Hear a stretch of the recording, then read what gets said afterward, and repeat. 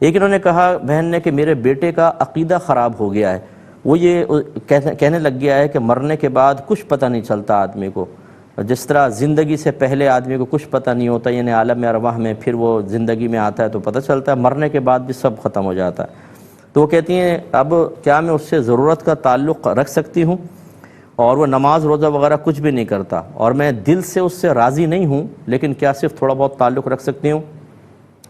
دیکھیں مسئلہ یہ ہے کہ اخروی امور کا انکار کرنا جو صحیح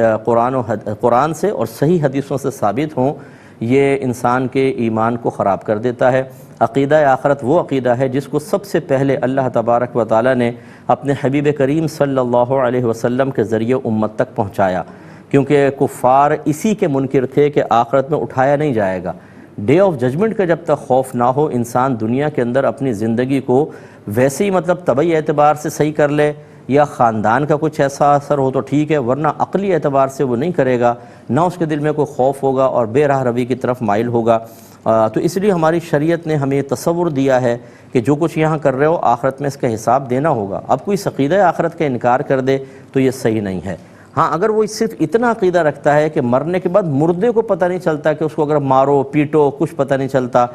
یہ تو ایسا کوئی مسئلہ نہیں ہے۔ لیکن اگر یہ ہو کہ مرنے کے بعد مٹی میں مل جاتے ہیں، نہ عذاب قبر ہے، نہ منکر نکیر آ کر کویسچن کرتے ہیں، نہ میدان محشر میں اٹھنا، نہ دوزخ، نہ جنت، کچھ بھی نہیں ہے، تو پھر وہ یقیناً دائرہ اسلام سے خارج ہے۔ اور جب اس طرح واقعی وہ دائرہ اسلام سے خارج ہوگا تو پھر آپ کا ضرورتاً بھی اس سے تعلق رکھنا شرعاً جائز نہیں ہوگا۔ ایسے افراد کا سوشل بیک آؤٹ کرنا لازم ہے، ورنہ اس کی بد مذہبیت آپ پر نہیں تو جب وہ آپ سے ملتا رہے گا تو جو اطراف کے لوگ ہیں ان پر، یا جو آپ کی اگلی نسلیں آ رہی ہیں، آپ کے دوسرے نواسے پوتا پوتی، ان سے جب میل ملاپ رہے گا ان پر اس کے اثرات مرتب ہوں گے۔ اس لیے شریعت نے حکم دیا ایسے شخص کو بالکل دور رکھا جائے، اس کی خوشی غمی میں نہ آپ شریک ہوں، نہ اپنی خوشی غمی میں اسے شریک ہونے دیں، تب اسے اپنی خطا اور گناہ کا احساس ہوگا۔ اور اگر احساس نہیں بھی ہوتا تو باہر اس کو دور رکھیں، وہ جانے اس کا رب جانے، آپ کو اس سے رابطہ رکھنے کی حاجت نہیں ہے۔ جیسے نبی کریم صلی اللہ علیہ وسلم نے جب صحابہ کرام کو اسلام کے دائرے میں داخل کیا تو انہوں نے